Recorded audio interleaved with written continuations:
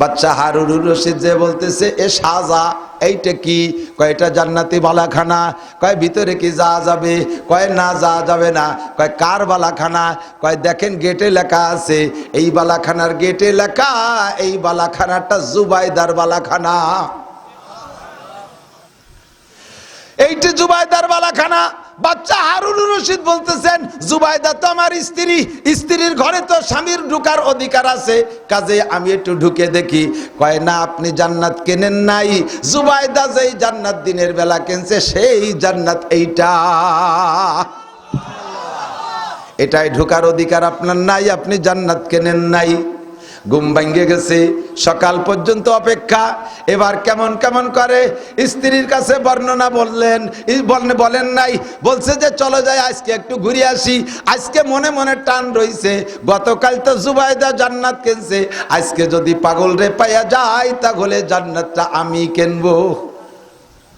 দুইজন হাঁটতে হাঁটতে যাইয়া দেখে বাহলুল পাগল পয়সা বালির মধ্যে ভেসতে আঁকতেছে। সালাম দিয়ে কয়, বাহলুল কি করিস? কয় জান্নাত বালাখানা কিনা বেচা করতেছি। আজকে কের কাছে বেচছিস? কয় না বেচি নাই। কয়লে বেচবি নাকি? কয় বেচবো। কয় দাম কত? কয় 4 আনা। কয় এই নে 4 আনা। এবার বাহলুল কয়, বাচ্চা তোমার কাছে জান্নাত বেচবো না। কয় কেন বেচবি না? কয় গতকাল কিনলে ইমানের সাথে বিশ্বাসের সাথে কিনা হইতো, আজকে তুমি জান্নাত দেখে কিনতে আসছো। ওরে দেখার নাম বিশ্বাস না, না দেখে মানার নাম বিশ্বাস। কথা বলেন। গতকাল জুবাইদা না দেখে বিশ্বাস করে কেনছে 4 আনা দে, তাই আল্লাহ তাআলা তারে জান্নাতের বালাখানা দিয়েছে। আর তুমি স্বপ্নে দেখে তারপরে আইছো বালাখানা কিনতি, দেখার নাম ঈমান না। আয়া যুবক, জান্নাত আছে না নাই? বিশ্বাস আছে না নাই? কিনা যায় কি যায় না? 4 আনা 8 আনা যখন যা চাবো তাই দে কিনবা, ইনশাল্লাহ জান্নাত পাইবা। কথা কোন ঠিক না? ফেরেশতা 2 জন কবরে আসবে, দেখার পরে মানবেন না, না দেখে মানেন? বিশ্বাস হয়। কেন বিশ্বাস হয়? কয় এমন একটা লোক কইছে যে লোকটা কোনোদিন মিথ্যে কথা কয় না। কথা কোন ঠিক কি ঠিক না? ইয়াতিহি মালাকান, 2 জন ফেরেশতা আসবে আসবে আসবে। তাদের নাম মুনকার নাকির। কি নাম? মুনকার নাকির পৌঁছে জব दिन है किया कौन है रब। मुनकर नाकिर पहुंचे जब दिन है किया कौन है रब। लाजवाब होगा काफिर सब, हा हा ला आदरी ला आदरी। মুনকার নাকির এসে জিজ্ঞেস করবে ওই প্রশ্নটা, যেই প্রশ্নটা আল্লাহ সেখানে জিজ্ঞেস করিয়া আমার আপনার থেকে স্বীকৃতি নিয়েছিলেন, আমার আপনার থেকে অঙ্গীকার নিয়েছিলেন, আমরা বালা বলেছিলাম। আজও কবরে যাওয়ার পরে বডির কাছে জিজ্ঞাসা হবে না, ওখানে যেমন রুহের কাছে জিজ্ঞাসা হয়েছিল, আজও কবরে দেওয়ার পরে জিজ্ঞেস করা হবে মার রব্বুকা। জোরে বলেন কি জিজ্ঞাসা? আরবি কোন কি? মার রব্বুকা। একটু বলেন না, মার রব্বুকা, তোমার রব কে? তোমার রব কে? যারা বিএনপি করেন তারা কবে জিয়াউর রহমান, যারা আওয়ামী লীগ করেন তারা কবে শেখ মুজিবার, যারা জাতীয় পার্টি করে তারা কবে ইরশাদ। রব কি আমাদের এরা? যারা বাবার দরবারে যায় তারা কি পীরের নাম কবে যে রব আমার খাজা বাবা? একেবারে খাজা বাবা কলি খাজা খুলি বেলায় দেবে বাড়ি, পাশার চামড়া থাকবে না, চল খসিয়ে খসায় বেলায় দেবে। স্যান্ডেলের বাড়ি তো দেও নাই। মার রব্বুকা, আমি আপনাদের বললাম মার রব্বুকা, আরবিতে জব দেন তো। বললেন রাদিতু বিল্লাহি রব্বান। বলেন আর কিছু না বলেন, কমপক্ষে বলেন রব্বি আল্লাহ, রব্বি আল্লাহ, রব্বি আল্লাহ। রুহের কাছে আল্লাহ পাক জিজ্ঞেস করেছিলেন তোমার আলাস্তু বিরব্বিকুম, আমি কি তোমাদের রব নই? আবার কবরে যাওয়ার পরে জিজ্ঞাসা মার রব্বুকা, তোমার রব কি? জব একটাই, রব্বি আল্লাহ। তাহলে বোঝা যায় এই রব শব্দটার সাথে আল্লাহর বড় প্রেম আর ভালোবাসা। আল্লাহর 99টা নামের মধ্যে রব নামটা আল্লাহর অত্যন্ত প্রিয় বিদায় প্রথম জিজ্ঞাসা রব, শেষের জিজ্ঞাসা রব। আর এই রব যাতে ভুলে না যায় এই জন্য আল্লাহ পাক আমাদেরকে 5 ওয়াক্ত নামাজের মধ্যে রবের প্রশিক্ষণ দেয়। বলেন আলহামদুলিল্লাহি। এ জায়গা রব আছে না নাই? শুধু ফজরের নামাজে সূরা ফাতিহা পড়ে আলহামদুলিল্লাহ রাব্বিল আলামিন পড়তে হয় নাকি সব ওক্তে? 5 ওয়াক্ত নামাজের মধ্যে পড়া মনে রাখো তুমি আল্লাহকে রব বলে স্বীকার করে আসছিলে, কাজেই সব প্রশংসা কার? আলহামদুলিল্লাহি রাব্বিল আলামিন। সব প্রশংসা ওই রবের, যেই রব সারা জগতের প্রতিপালক। আমারে যেমন দরকার তেমন পালে, মারে যেমন দরকার তেমন পালে, আব্বাকে যেমন দরকার তেমন পালে, শিশুকে যেমন দরকার তেমন পালে, যুবকরে যেমন দরকার সেরকম পালে, নারীকে যেমন দরকার সেরকম পালে, বাগডারে যা দেওয়া দরকার তাই দেয়, সিংহডারে যা দেওয়ার দরকার তাই দেয়, পিপিলিকাটাকে যা দেওয়ার দরকার তাই দেয়, যার যা দরকার হুবহু তাকে তাই পৌঁছায় দেয়। এইটা দুনিয়ার কোনো বিজ্ঞানীর সম্ভব না, কোনো রাজা বাচ্চার সম্ভব না, একমাত্র কার দ্বারা সম্ভব? এ মুসলমান, আমি আর তুমি এক পোয়া চাউলের ভাত খাই। বর্তমানে খানা কমে গেছে, এক পোয়া চাউলের ভাত খানেওয়ালা মানুষের সংখ্যা খুবই কম হয়ে গেছে। একমাত্র পরিশ্রমী কৃষক যারা, তারা 4 ভাত ধরিয়ে খায়। আমি তো 3-4 রক্ত মিলে এক পোয়া খাতে পারি না। অনেকে এরকম আছে, একটা তিমি মাসে এই একটা তিমি মাসে ডেলি 6 টন খানা খায়। 6 টন মানে কত? 1.5 কেজি, 6000 কেজি, 6000 কেজি একটা তিমিতে খায়। এই সারা দুনিয়ার সব তিমিরে যদি আমাদের বাংলাদেশ সরকারের খাওয়ানোর দায়িত্ব হতো, এ সরকার ফলা ইন্ডিয়া চলে যেত না, বাড়ি থাকতে পারতো। একটা তিমিও রোজা থাকে না, সব তিমি 12 মাস কাল খায়। আকে বামর গে হাওয়া মাহি দেহাদ, বন্দাগারা দৌলত শাহি দেহাদ। আকে বামর গে হাওয়া মাহি দেহাদ, বন্দাগারা দৌলত শাহি দেহাদ। সাগরে কুমিরে মাছ খাইয়া গেছেন নাকি? সাগর এলাকায় যারা গেছেন তারা দেখছেন। আমি এবারে সুন্দরবন সফরে গেছি, আরে আল্লাহ, সে বড় বড় কুমির উপরে উঠে আর বলদের মতো রয়েছে। ওরে চালাকের চালাক কুমির, ধুমসা চালাক কুমির, শিয়াল আর বাঘ, পানির প্রাণীর ভিতরে ওই যে কি কয়, কি যেন কয়,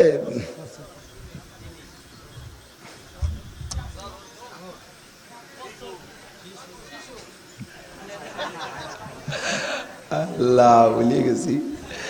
এই লাভ দেয় যে শিশুর মতোই দেখা যায়, খুব বুদ্ধিমান। ডলফিন, কথা কয় না আমার সাথে। বুদ্ধিমান সাগরের প্রাণী ডলফিন, আর এই পানিতে থাকা ফাজিল হলো কুমির। এও জম্বের চালাক, কাদার ভিতরে এমন ভাবে পড়ে রয়েছে কেমন যেন মরিয়ে গেছে। বান্দরও তো আর এক বান্দর, সুন্দরবনেতে বান্দরে আইছে, ওর লেজে সুচুরি দেয়। ওরাও তো জানে চালাকি, দূরিতে সুচুরি দিয়ে লাভ দিয়ে চলে যায়, কুমিরই মারে দাওয়া। অনেক সময় কুমির আরো চালাকি করে নীরবে একেবারে বান্দরে আসতে আসতে ফিটির পর আইসে খেতকুতু দেয়, তাও নড়ে না। যখন কাছে চলে আসে খপ করে বান্দর ধরে ফেলে। এই কুমিরে মাছ খাইয়া দাঁতের মধ্যে মাছ যখন আটকে যায়, তখন তো সে খিলাল করতে তার নিজের দ্বারা তো সম্ভব না। সাগরের স্তরের পর উঠে হা করিয়া দাঁত বেরোয় থাকে। সাগরের ভিতরে এক প্রকার পাখি আছে, মাথার উপরে এত বড় বড় কাঁটা, ঠোঁটটাও যত লম্বা, মাথার উপরে কাঁটাটাও এরকম লম্বা। ঠোঁটও যেমন শক্ত ধারালু, কাঁটাটাও এরকম শক্ত ধারালু, দুই দিকে এরকম। এই যে আমাদের দেশে গাছ ঠুকাইনে পাখি দেখেন না, এর তো উপরে পশম দিয়ে বানানো, আর ওটা হলো ওইরকম শক্ত হাড় দিয়ে বানানো। এই পাখিগুলোকে আল্লাহ তাআলা রিজিকের ব্যবস্থা রাখছে ওই কুমিরের দাঁতের ভিতরে খিলাল করা মাংস। ওরা আর কোনোটা খায় না, শুধু কুমিরের দাঁতের ভিতরে থেকে এটা খিলাল করে খায়। এবার কুমিরের দাঁতের মধ্যে যায়, কুমিরে হা করে দেয়। দেখছে না, গরু যখন শুয়ে থাকে, শালিকি কানের আইটেলি খায়, সে সময় শালিকরে কিন্তু কাউ মানে গরুতে কান দিয়ে বাড়ি দিয়ে তাড়ায় দেয় না, আরো কান খাড়া হয়, ভিতরের দিক যে দেখ আরো আছে। দেখছেন না, খেয়াল করছেন না? আমি সব খেয়াল করি, কান খাড়া করে দেয়, আরো আছে, যাইয়ে দেখ। তো কুমিরের দাঁতের ভিতরে যখন খায়, কুমিরের তৃপ্তি লাগে, দাঁত পরিষ্কার হয়, যন্ত্রণা কমে যায়, মজা পায়। ও হা করে দেখে আরো ভিতরে যাই আর পরিষ্কার করে খায়। এখন কুমির তো হিংস্র প্রাণী, ও তো ভাবতে পারে আমি মাছ গোশ খাই, এ পাখির গায়ে তো এক টুকরা গোশত আছে, তাহলে ওরে এক চাবানি দেখেই বেলাই। আল্লাহ কয় তা পারবা না, ওর রুজি রাখছি তোর দাঁতের ভিতরে, ওরে বানাইছি তোর খাদেম, লাস্টে তুই খাদেম রে বেরিয়ে ফেলাবি, এ সুযোগ নাই। কামড় দিয়ে দেখ, তোর খানা দ্বারা শেষ, ওর উপরও কাটা নিচেও কাটা। আকে বামর গে হাওয়া মাহি দেহাত বান্দাগারা দৌলত শাহী দেহাত। আমার যুবকরা, এই সালতার মাঠের মধ্যে প্রেসিডেন্ট আছে, সালতার পিএস ক্ষেতের মধ্যে প্রেসিডেন্ট আছে, এর মধ্যে প্রধানমন্ত্রী আছে, এর মধ্যে এমপি আছে, এই মাটির ভিতরে উপজেলা চেয়ারম্যান আছে, এই মাটির ভিতরে ইউনিয়ন চেয়ারম্যান আছে, সালতার মাটির ভিতরে বাংলাদেশ সেনা প্রধান আছে। থাকতে পারে কি পারে না? আমরা এক সময় সালতার মাটির মধ্যে ছিলাম, গোপালগঞ্জের মাটির মধ্যে ছিলাম। আল্লাহ তাআলা ওখান থেকে বের করে এনে যেমন একটা বডি বানাইছে, আবার হাজারো মানুষ পরবর্তীতে আসতেছে, তারা ওই মাটির মধ্যে আছে। কেউ লাউয়ের ভিতর দিয়ে আসবে, কেউ ধানের মধ্যে দিয়ে আসবে, কেউ পেঁয়াজের মধ্যে দিয়ে আসবে, কেউ গোলালুর মধ্যে দিয়ে আসবে, আইসা সুন্দর করে মানুষ হয়ে যাবে। তাই আল্লাহ পাক বলেন, রব্বুল আলামিন বলেন, আল্লাহু আকবার, আমি এই মাটির মধ্যে থেকে বানাইছি তোমারে, মিনহা খলাকনাকুম ওয়া ফিহা নুঈদুকুম ওয়া মিনহা নুখরিজুকুম তারাতান উখরা। কবরে মানুষকে রাখো, ওই সময় আমরা পড়ি মিনহা খলাকনাকুম, তোমারে মাটি থেকে বানাইছি, ওয়া ফিহা নুঈদুকুম, আবার মাটির মধ্যে নিয়ে আসলাম, ওয়া মিনহা নুখরিজুকুম তারাতান উখরা। এ আমার যুবক, আবাল, বৃদ্ধ, বনিতা, নারী আর পুরুষ সাক্ষী দেন, সমস্ত মানুষ মরে মাটি হয়ে যাওয়ার পরে কিয়ামতে আল্লাহ পাক আবার উঠাইতে পারবে কি পারবে না? আলহামদুলিল্লাহি রাব্বিল আলামিন। মনের থেকে একটু বলেন দি, প্রতিপালক কে? পালনেওয়ালা কে? যাকে যা দরকার। দেখেন কতটা বলবো, রাতভর বললে শেষ হবে না। যত ক্যাটাগরির মানুষ অত ক্যাটাগরির নিয়ামত। আর প্রত্যেক দেখবেন, প্রায় জায়গা দেখবেন যে যে জায়গায় বড় আছে সেম কোয়ালিটির ছোট আছে। 500 টাকা দামের কেজির চাউল খাওয়া মানুষ আছে না নাই? আবার 30 টাকা দামের চাউল খাওয়া মানুষও আছে, ঠিক না? 500 টাকা দামের চাউল যারা খায় তাকে 30 টাকা দামের চাউলের ভাত রান্না করে দেন, খাইয়ে বাঁচতে পারবে না। পেট খারাপ হইয়া পাতলা পায়খানা এগিয়ে বেঁধে নষ্ট হয়ে নেবে, ঠিক কিনা? আবার যারা রেগুলার 30 টাকা দামের চাউল খায় তাকে 500 টাকা দামের চাউলের ভাত খাওয়ালিয়ে তারা বাঁচতে পারবে না। কারণ ওই নরম পাতলা পাতলা হুরহুরে ভাত ওয়া খাইয়ে পেঁয়াজের খেতে 2 কাপ দিলি পারে, আর একবার পেশাব করলি শেষ, ওইতে দুপুর পর্যন্ত কাজ করা যায় না, ঠিক না? মানুষও বড় আছে, সাথে মানুষ ছোট আছে, মানুষের ব্যবহার সামগ্রীও বড় আছে, ব্যবহার সামগ্রী ছোট আছে। বড় লোকের জন্য বড় বড় শৈল মাছ, এরা শৈল মাছ কিনে খাবে 1000 টাকা কেজি, গরিব মানুষ শৈল মাছ খাবে কি রে? এই জন্য আল্লাহ তাআলা সেম কোয়ালিটি টাই মাছ বানাই দিয়েছে, তোরা টাই কিনে খাইস, ঠিক না? বড় লোকের জন্য বড় বড় গজাল মাছ দিয়েছে, ওরা বেশি টাকা দিয়ে কিনে খাতে পারবে, আমরা গরিব মানুষ পারবো না। এই জন্য আল্লাহ আমাকে জন্য কি কয়, কাঠগেটাই কয় না, গড়িটাই কয়, গড়িটাই ওই মানে গজার মাছের বংশধর, ছোটগুলো গরিব রাখা। বল মাছ বড়রা খাবে, ছোট মানুষ পারবা না। পাবদা মাছ বল মাছের সেম কোয়ালিটি, ঠিক না? বড় লোকরা বড় বড় দেশি সরপুটি কিনে খাবে, গরিব মানুষ পারবে না। তোমরা ছোট ছোট ফুটি, দেশি ফুটি কিনে খাইও, আছে তোমাদের ব্যবস্থা আছে। আমি রব, আমি তোমার যার যার যেমন দরকার তার জন্য তেমন ব্যবস্থা রেখেছি। কন্যা সুবহানাল্লাহ। সব জায়গা খুঁজলি পাবেন, ঠিক কি ঠিক না? ও দোস্ত, বড় আছে ছোট আছে, দামি 500, 700, 1000, 2000, 5000, 10000, 20000, 50000 টাকা দামের কেজির আম আছে, তা খাওয়ারও মানুষ আছে। কথা কন, তা খাওয়ারও। আমরা গরিব মানুষ 50,000 টাকা দাম কিনে খাতেই পারবো না। আল্লাহ কয় তোকে জন্য 12টা দামের দেশি আম বানায় রাখছি, তোরা এই খাবি। রব্বিল আলামিন, আলহামদুলিল্লাহি রব্বিল আলামিন, আল্লাহু আকবার। এক বুজুর্গ সাগরের পাড়ে ঘুরতে গেছে, ঘুরতে যেয়ে দেখে একটা বিচ্ছু। বিচ্ছু চেনেন নাকি? পিছনে যে বাঁকা লেজ, মারাত্মক বিষাক্ত। এই বিচ্ছু একটা সাগরের পাড় দিয়ে লাফাতি লাফাতি খুব দ্রুত আসতেছে, বডিতে একটু বড় সাইজের বিচ্ছু। এইটা দৌড়াইতে দৌড়াইতে আসতেছে। ওই পিসাব বুজুর্গ উনি ওই বিচ্ছুটার পিছনে লাগছে। বিচ্ছু তো মানুষ দেখলে মানুষকে ধাওয়া করবে, ও আমারে ধাওয়া না করে ও সুজা নদীর দিক যায়। ঘটনা কি? তোর বিচ্ছুর পিছনে পিছনে গেছে। হুজুর যখন বিচ্ছুর পিছনে পিছনে নদীর পাড়ে গেছে, ইতিমধ্যে একটা কচ্ছপ কাসিম ও নদীর ভিতরে থেকে ভাসিয়ে আইটা কিনারে দাঁড়াইছে। বিচ্ছুটা লাফ দিয়ে কাসিমের পিঠের উপরে বসছে। কাসিম তো ডুব দেবে, ডুব দিলে তো বিচ্ছু ভাসিয়ে চলে যাবে। কাসিমটা পিঠ ভাসাইয়া মার মার করে নদীর উপারে চলে গেছে। পিসাব দ্রুত জেলেদের নৌকো ডাইকা ওই নৌকোয় করে ওই বিশ্বর খোঁজে সন্ধানে পিছনে নামছে, যে ও যায় কি, কেন, কোথায় যায়, এভাবে ওরে পারের ব্যবস্থা কে করলো? যাইতে যাইতে উপার যাইয়ে দেখে কচ্ছপটা ঘাটে মিশছে, বিশ্বটা পিঠের পড়তে লাফ দিয়ে চরের উপরে পড়িয়া আবার দৌড়, পিসাবও পিছনে পিছনে দৌড় শুরু করছে, দেখি কোথায় যায়। যাইতে যাইতে যাইতে যাইতে যাইতে যাইতে দেখে কত দূর যাইয়া একটা গাছতলা এক আল্লাহর বান্দা ঘুমিয়ে আছে, ওর মাথার কাছে একটা কেউটো সাপ ফনা তুলছে, তারে মারবে মারবে ভাব, এমন করে ঝুঁকতেছে, কেউটো সাপ দংশন করবে ওর মাথায়, এমন করে দুল খাচ্ছে, ফসফস করতেছে। ইতিমধ্যে বিশ্বটা যাইয়া লাফ দিয়ে উঠে কেউটো সাপের মাথায় বসে তার মাথার মধ্যে আল ঢুকাই দিয়েছে, কেউটো সাপটা সঙ্গে সঙ্গে মারা গেছে, বিশ্বটা ওরে মেরে দিয়ে পাশে বসে আছে। ইতিমধ্যে আল্লাহর বান্দা সজাগ হয়ে গেছে, উঠে লাফ দিয়ে উঠে দেখে মাথার কাছে সাপ, লাঠি নিয়ে এসে গেছে সাপ মারার জন্য। এবার লাঠি এনে দেখে সাপ তো মরা, সাপ মরা, সাপ বেঁচে নাই, সাপ মুর্দা, কিন্তু পাশে পাশে বিশ্বু বসা। এবার বিশ্বুরে মারার জন্য লাঠি উঁচা করছে। পিসাব কয়, বাবা রে, বিশ্বুডারে মারিস না। ওই বিশ্বটা কোন বিশ্ব তুই জানিস না? আমি এই বিশ্বর পিছনে লাগছি। বিশ্বটা বড় একটা নদী পার হইয়া উপরে আরো কয়েক কিলোমিটার দূর থেকে দৌড়াইতে দৌড়াইতে আসছে, কচ্ছপের পিঠে উঠে পার হইয়া আইসা তোরে মারার জন্য এই সাপটা রেডি হয়েছিল, সাপটারে মেরে দিয়েছে বিচ্ছু। ওই বিশ্বতে তোরে বাঁচাইছে, তুই বিশ্বরে মারিস না।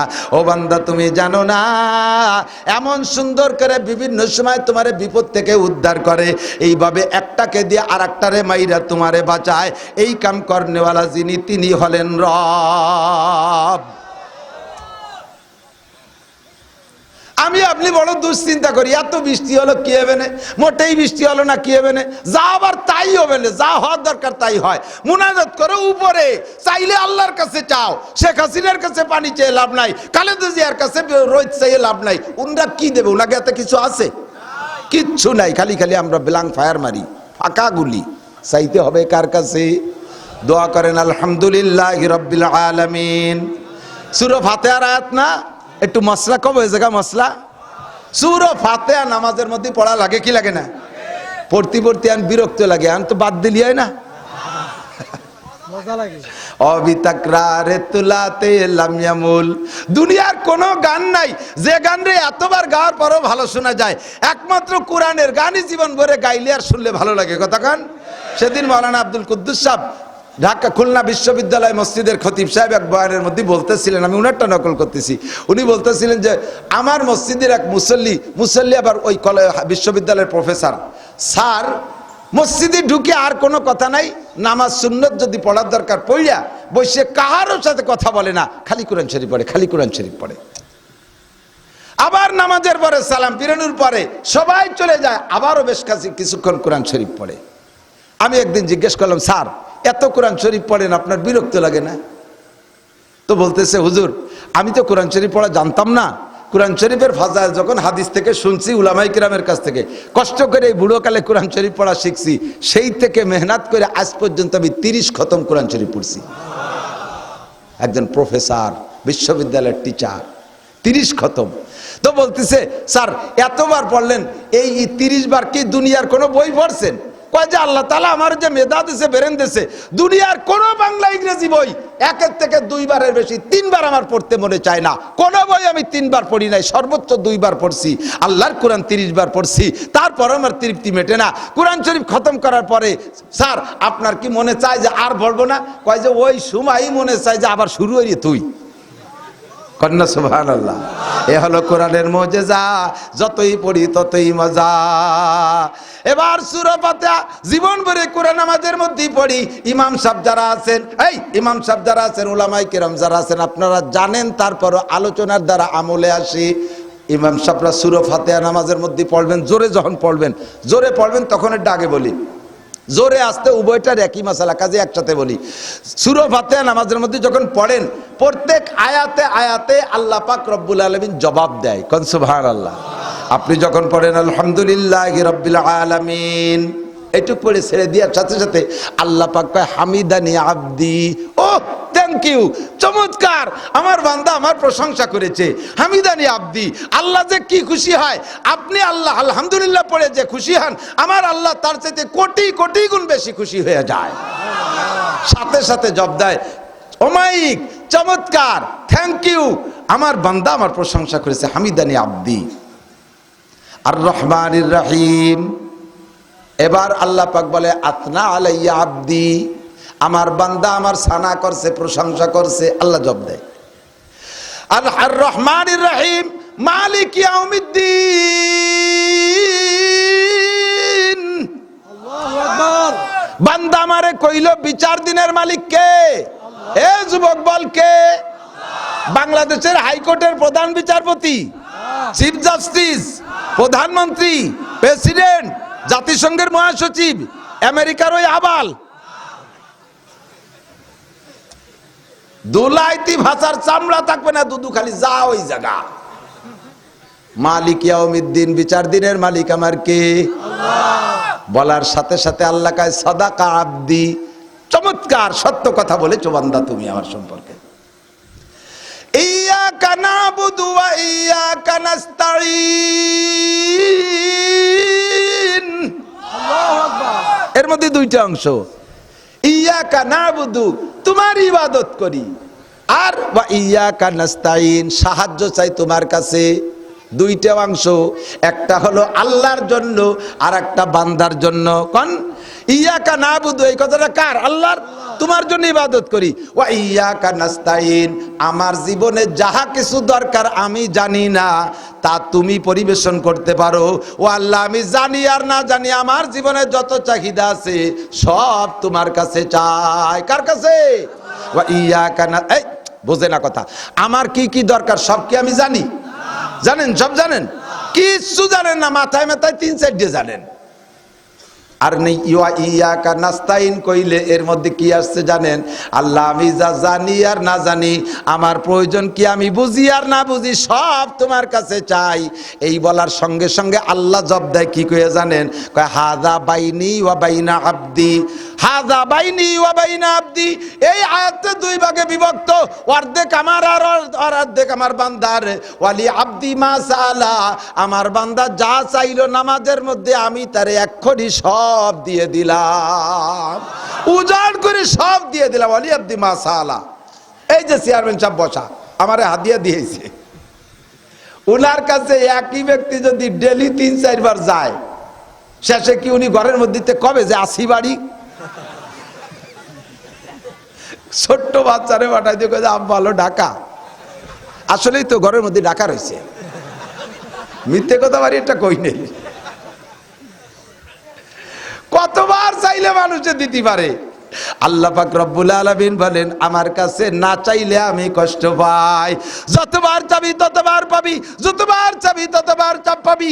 এই একটা মাত্র দরজা আল্লাহর কাছে, যে জায়গা গেলে বারবার গেলেও আল্লাহ পাক রব্বুল আলামিন বেজার হয় না। ওয়া ইয়াকা নাস্তাইন, কন্না ওয়া ইয়াকা নাস্তাইন, ওয়া ইয়াকা নাস্তাইন। আল্লাহ ফিলিস্তিনের সাহায্য কার কাছে চাই? কার কাছে? মুজাহিদদের সাহায্য কার কাছে? আমার জীবনের সব যা কিছু চাহিদা কার কাছে চাই? আল্লাহ কয় ওয়ালি আব্দি মা সাআলা, বান্দা তুমি যা চাইলে তোমারটা তোমারে দিয়ে দিলাম। এরপরে বলবেন ইয়াকা নাবুদু ওয়া ইয়াকা নাস্তাইন। এবার চাই কি? 1 নম্বরে ইহদিনাস সিরাতাল মুস্তাকিম, সঠিক রাস্তা দেখাও। আল্লাহ, রাস্তা তো বুঝে উঠতে পারতেছি না।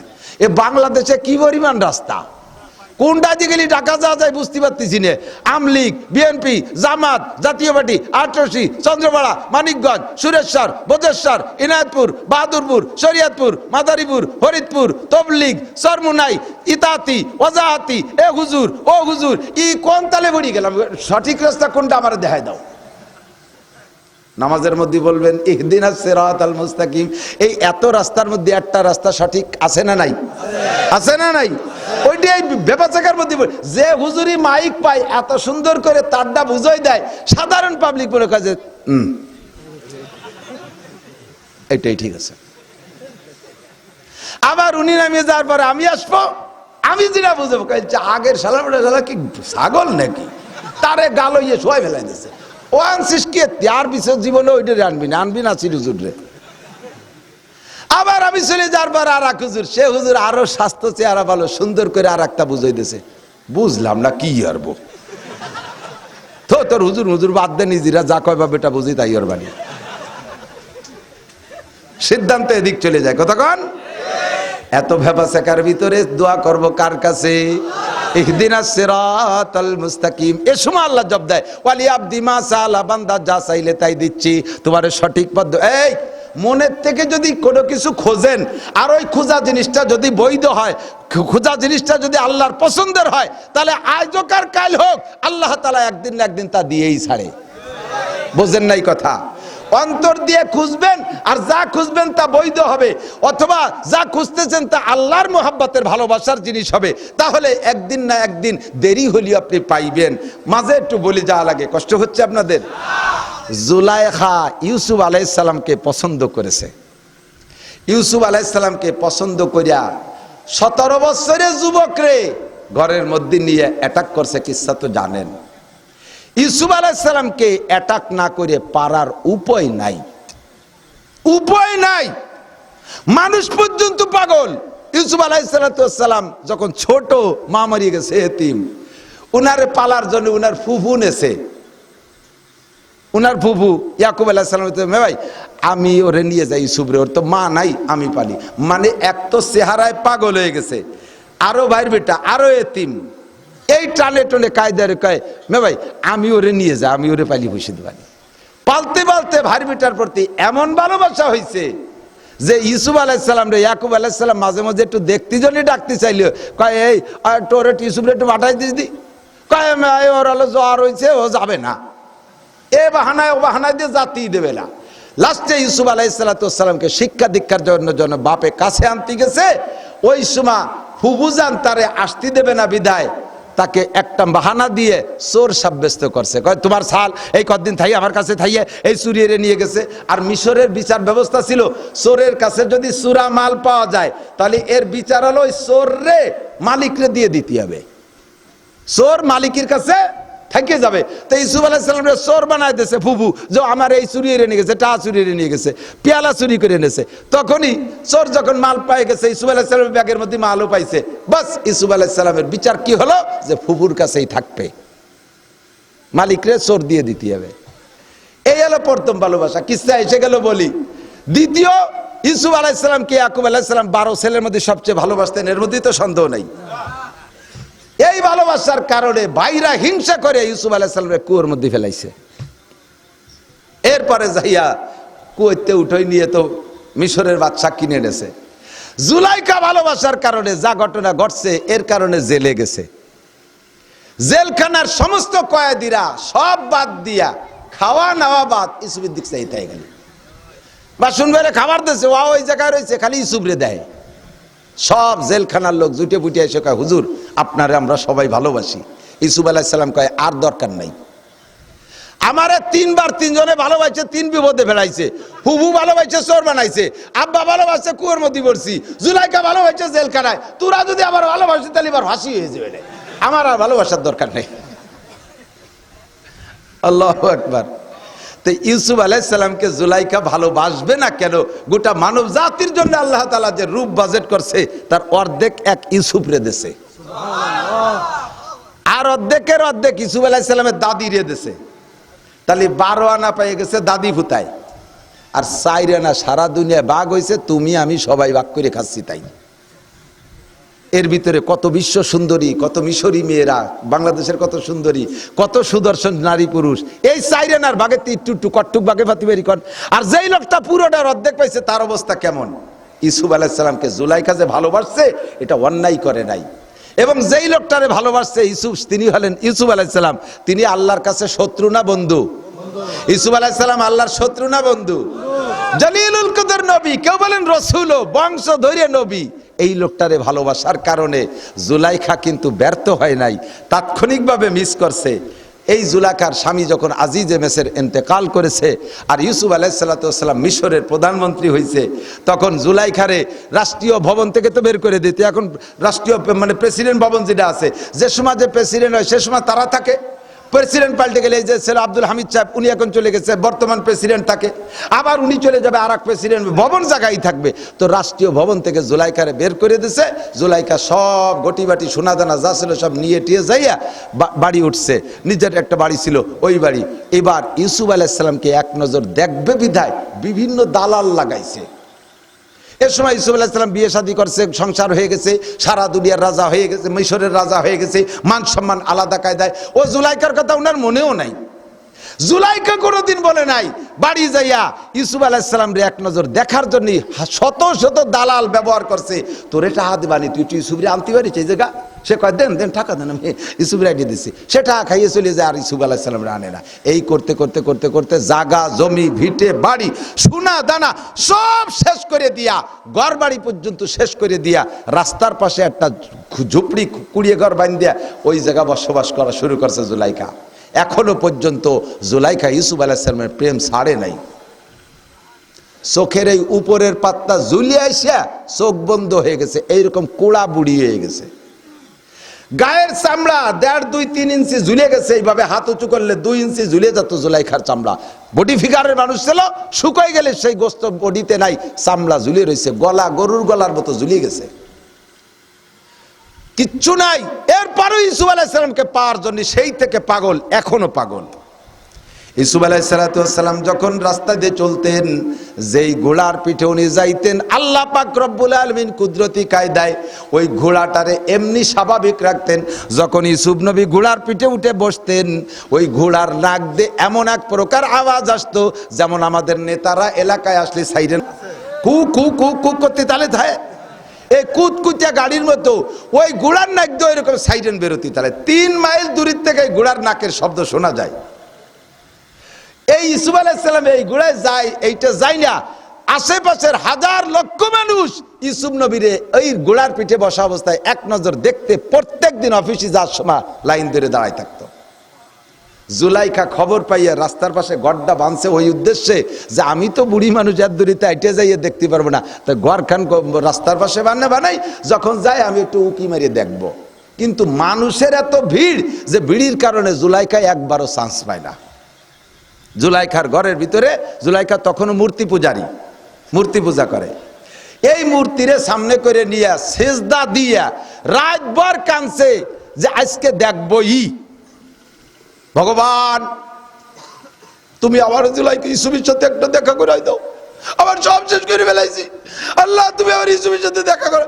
ভগবানের পাও ধরে কান্দে, তারে চুমো টুমো দিয়ে দুধ পানি দিয়ে টিয়ে ফুলের মেলা গলায় দিয়ে রাস্তায় আইছে, কয় যে 2 মিনিট আগে চলে গেছে। সহ্য হয়? বাসায় যাইয়ে ভগবানের ঠ্যাং ধরিয়া মাটিতে বাড়ইয়ে তার হাত পাও ভাঙ্গে গুঁড়ো গুঁড়ো একা খালের ভিয়ে ফেলাই দিছে। শয়তান, তোরে একদিন পুজো তুই ইউসুফরে একটু দেয়াতে পারলি না?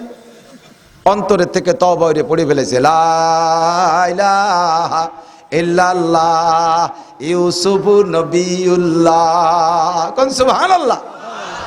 রব্বুল আলামিন জীবনের শেষ মুহূর্ত পর্যন্ত চলে আসছি, বিরায় 80-র উপরে বয়স হয়ে গেছে, এই দেবদেবীরে পূজা করলাম, ভগবানের সেবা দিলাম, সে আমারে দেখাইতে পারে না ইউসুফ রে। তুমি যদি আল্লাহ আল্লাহ হইয়া থাকো, রব হয়ে থাকো, তাহলে আমাকে ইউসুফের সাথে দেখা করাই দিও। আজকে এই দোয়া কইরা রাস্তায় উঠছে, ইউসুফ আলাইহিস সালাম আইসে ওই জায়গা দাঁড়াইছে। কন্যা সুবহানাল্লাহ। রব যে রব বিশ্বাস করতে আর বাদে নাকি? কন টেনশন নাই, নিশ্চিন্তায় হাত উঁচা করছে।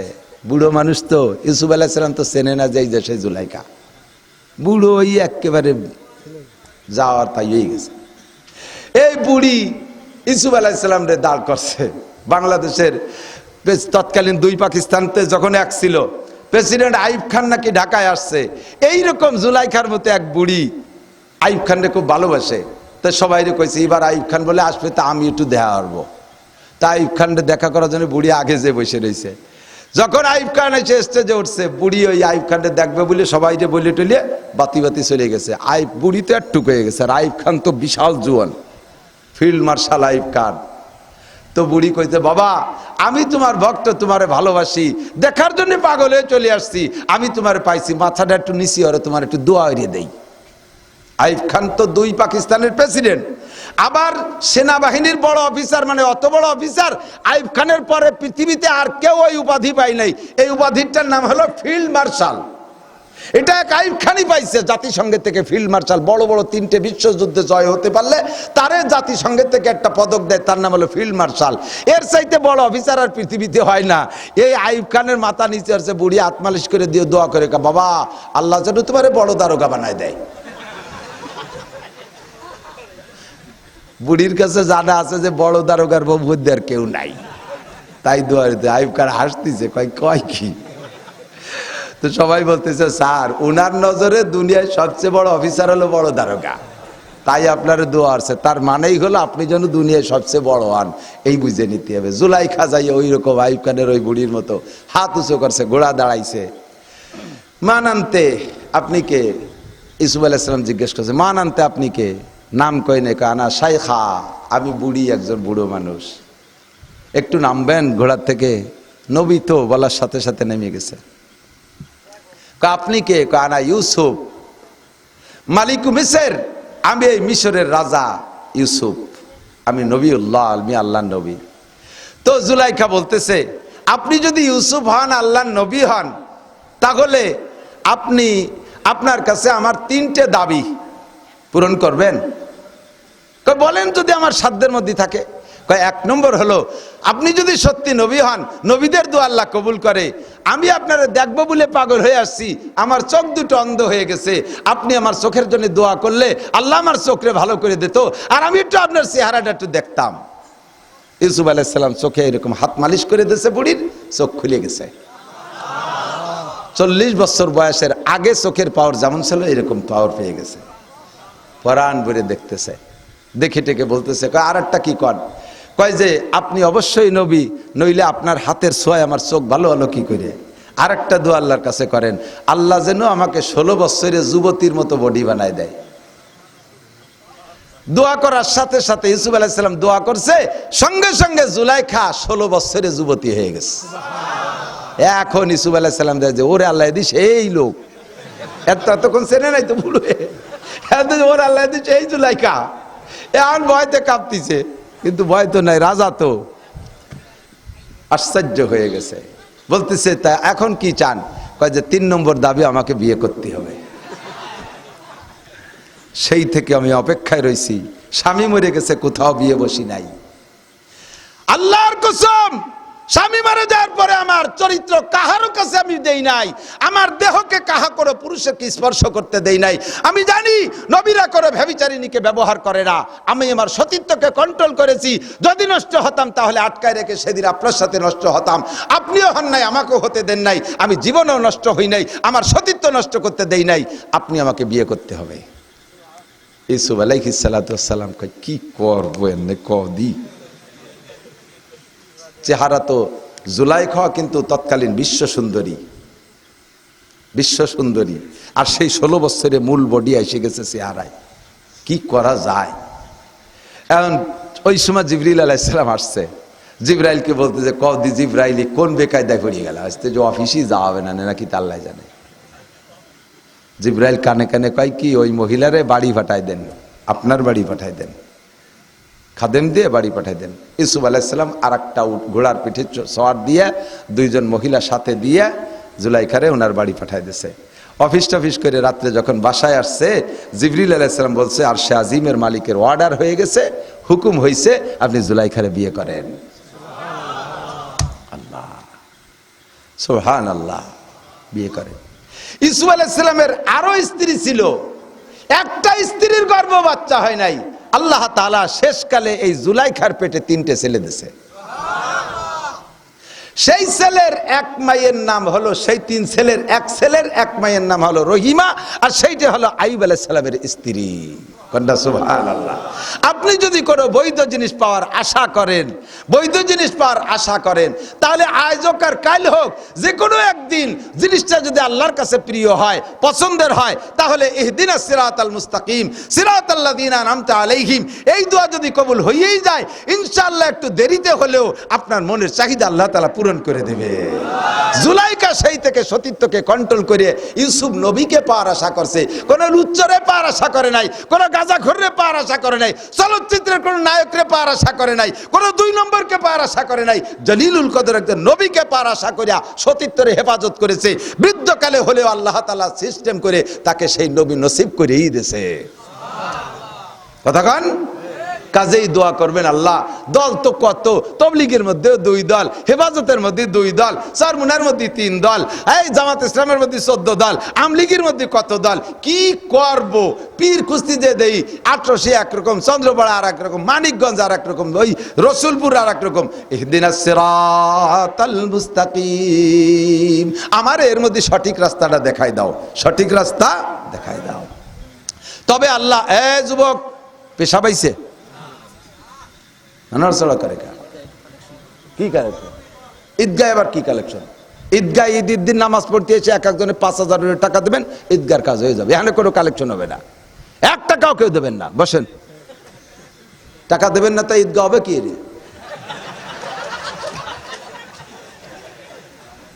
চেয়ারম্যান দেবে 2 টন চাল, আর যা লাগে আমরা দেবো। ঠিক ঠিক, রাজি? চেয়ারম্যান রাজি? চেয়ারম্যানও রাজি।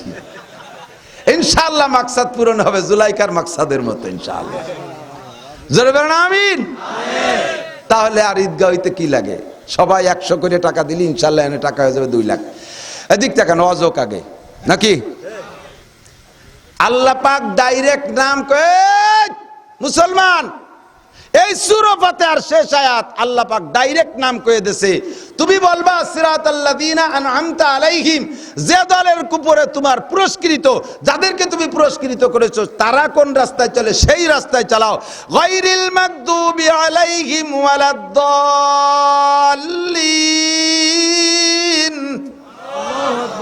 মাগদুব ইহুদি, অভিশপ্ত, দাল্লিন গুমরা নাসারা।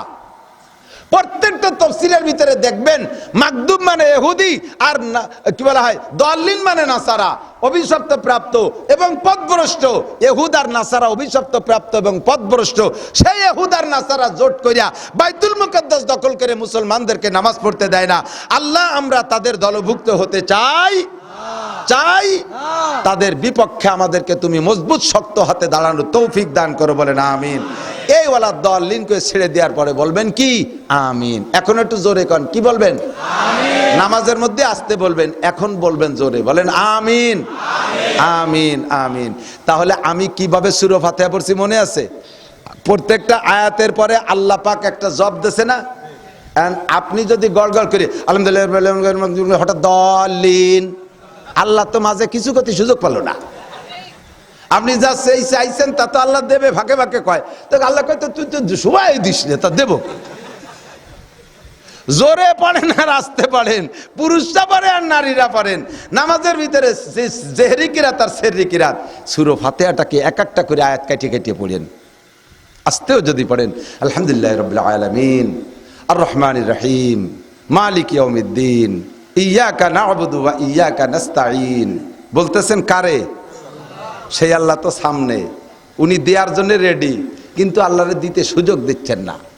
পাতলা পাতলা করে সূরা ফাতিহা পড়বেন, বুঝে বুঝে পড়বেন। আজকে যে তরজমা বলছে, তরজমা মনে থাকবে না ইনশাআল্লাহ। পড়ার সময় দেখবেন আপনার এই কথাগুলো জেহেনে এসে গেছে, এই কথাগুলো আসছে, আর লাস্টে বলবেন আমিন। এবার হাদিসে আসছে, আল্লাহ নবী বলেন মান ওয়াফাকা তামিনুহু তামিনাল মালাইকা গুফিরা লাহু মা তাকাদ্দামা মিন যামবিহি। মুসলমান যখন নামাজের মধ্যে ইলা ইযা ক্বালাল ইমামু গায়রিল মাগদুবি আলাইহিম ওয়ালাদ-দাল্লিন ফাকুলু আমিন, ইমাম যখন ওয়ালাদ-দাল্লিন কইয়া সাইরা দেয়, তোমরা যদি কিরাত ইমামের কিরাত শুনতে পারো তাহলে তোমরা এবার বলো আমিন। ওই সময় ফেরেশতারা আমিন বলে, মসজিদে লক্ষ লক্ষ ফেরেশতা থাকে, তারা আমিন বলে। তোমার দেহের সাথে 360 জন ফেরেশতা আছে, তারা আমিন বলে। এবার নবী বলেন যার আমিন ফেরেশতার আমিনের সাথে মিলে যায়, যার আমিন ফেরেশতার আমিনের সাথে মিলে যায়, আল্লাহ পাক তার আগে পিছের সব গুনাহ মাফ করিয়া দেয়। আলহামদুলিল্লাহি রাব্বিল আলামিন। আমি রব নিয়ে আলোচনা করছি, স্বীকার করে আসছি রব আমার কে। কবরে যে আবার জিজ্ঞাসার জবাবে বলবেন কি? রব আমার কে। আল্লাহ কয় ইন্নাল্লাযীনা ক্বালু রাব্বুনাল্লাহ, যারা ওই রূহের জগতে আমাকে রব বলে স্বীকার করে আসছে, পাঁচ ওয়াক্ত নামাজে সূরা ফাতিহার মধ্যে রব বলে স্বীকার করে, রব বলে স্বীকৃতি দেয়, এ সুম্মাস্তাকামু, আর এই কথার পর অটল থাকে। দুনিয়ার কোন নেতা নেত্রীর পিছনে, শিল্পপতি কোটি বিচারপতির পিছনে, তাদের পিছনে রব বলে ঘোরে না, কেউ কে রব বলে মানে না, একমাত্র রব আল্লাহকে বলে মানতে মানতে এই লোকটা কবরের মৃত্যু শয্যায় শায়িত হয়ে গেছে, মৃত্যুর সময় এসে গেছে। সুম্মাস্তাকামু, আল্লাহ কয় এই লোকটা জায়গা মতো চলে আইছি। আমি মাঝে মাঝে কই গাই দোয়াতে এলি বাসুদ্দে ভানাতে না পানানু হয়ে গেছে, দোয়ানুর সময় যদি বালতি সরাই নিয়ে যায় দুধ বাড়ি যাবে? ওয়াজের সিস্টেম এই, শুরু দিয়ে ভানাতে আয়, শেষে দোয়াতে আয়। এতক্ষণ ভানাইছি, এখন দোয়াবো, দোয়ানুর সময় কয় চল পেশাব করিয়ে শিখে, তা বালতি নিয়ে চলে গেলে চানাচুর খাতে দুধ বাড়ি যাবে না। পানি আছে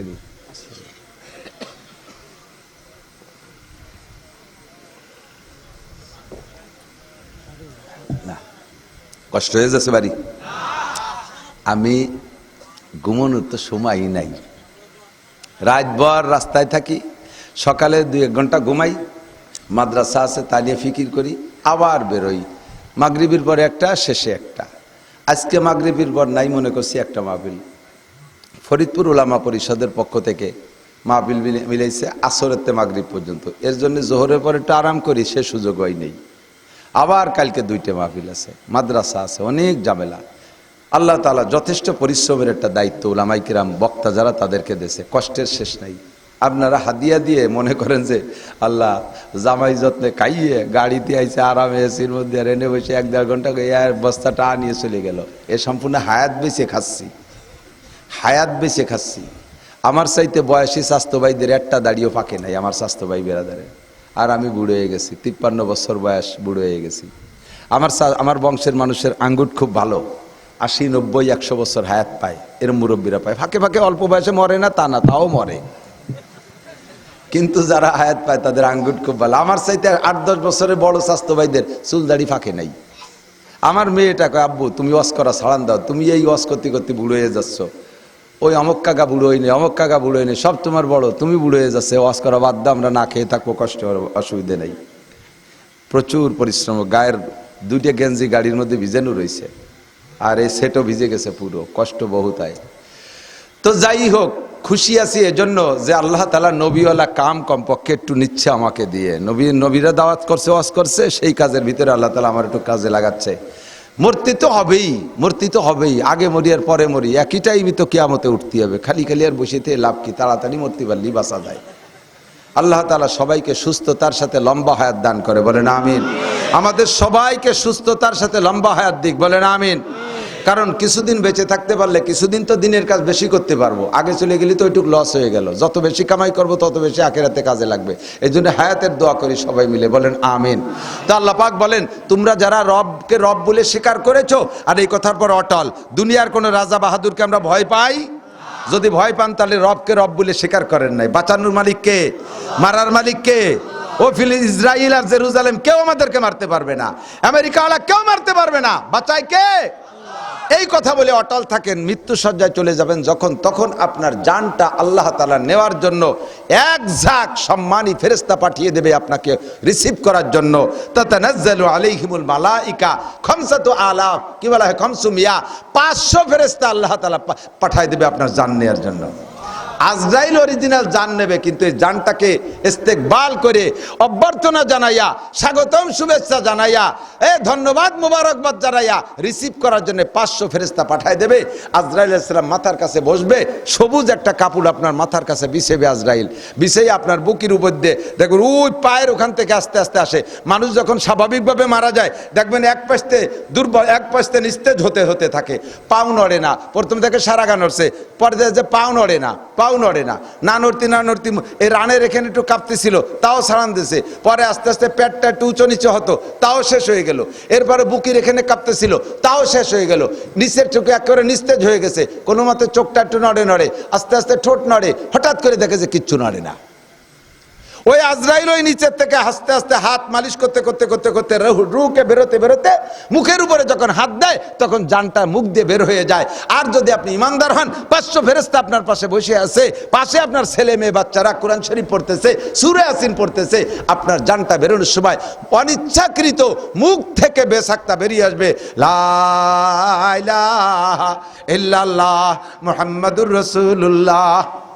এইটা শেষ কথা, জানটা বেরোইছে। আজরাইল ওই সবুজ কাপড়ের উপরে জানটা এরকম রেখে দলা করছে। এই 500 ফেরেশতা লেগে গেছে স্লোগান দিতে আজরাইলের সাথে। আর আপনাকে শোনায়, আল্লাহ তাখাফু, আল্লাহ তাখাফু, আল্লাহ তাখাফু, কোনো ভয় নাই, ওয়ালা তাহজানু, কোনো টেনশন করো না, ওয়াবশিরু বিল জান্নাতিল্লাতী কুনতুম তুআদুন। এই রুহুকে বলবে তোমার ভয় নাই, তোমার টেনশন নাই, তোমার জন্য এই দেখো জান্নাত, জান্নাতের প্লেকার্ড ছবি আপনাকে দেখাবে, এই জান্নাতে তুমি যাবা। ওয়াবশিরু বিল জান্নাতিল্লাতী কুনতুম তুআদুন। এরপরে ফেরেশতারা বলবে, তুমি মনে করছো বউ ছেলে মেয়ে সব ফেলাইতে চলে আসছো, স্বামী মা বাপ ভাই বোন সব ফেলাই রেখে চলে আসছো মহিলা, এই টেনশন না না না না, তুমি একা না, নাহনু আউলিয়াউকুম ফিল হায়াতিদ দুনিয়া ওয়া ফিল আখিরা, দুনিয়া আমরা ছিলাম সাথে, আখিরাতেও আমরা থাকবো তোমার সাথে। জোরে কর না সুবহানাল্লাহ। অভিলাগ এরপরে বলবেন, এই যে জান্নাত দেখতেছো না, ওর মধ্যে কি আছে জানো? কি আছে? 500টা আলু, তেল, মরিচ, পেঁয়াজ। ওয়ালাকুম ফিহা মা তাশতাহি আনফুসুকুম ওয়ালাকুম ফিহা মা তাদদাউন। মুখে যা বলবা তাও পাবা, আর মনে যা কল্পনা করবা তাও ওর মধ্যে আছে। কন্যা সুবহানাল্লাহ। এরপরে কয় কি আর একটা জিনিস আছে, এই জান্নাতি বলবো, ওই রুহুরে ফেরেশতারা বলবে, বলবো আর একটা জিনিস কি আছে? কয় কন দি তাড়াতাড়ি কন।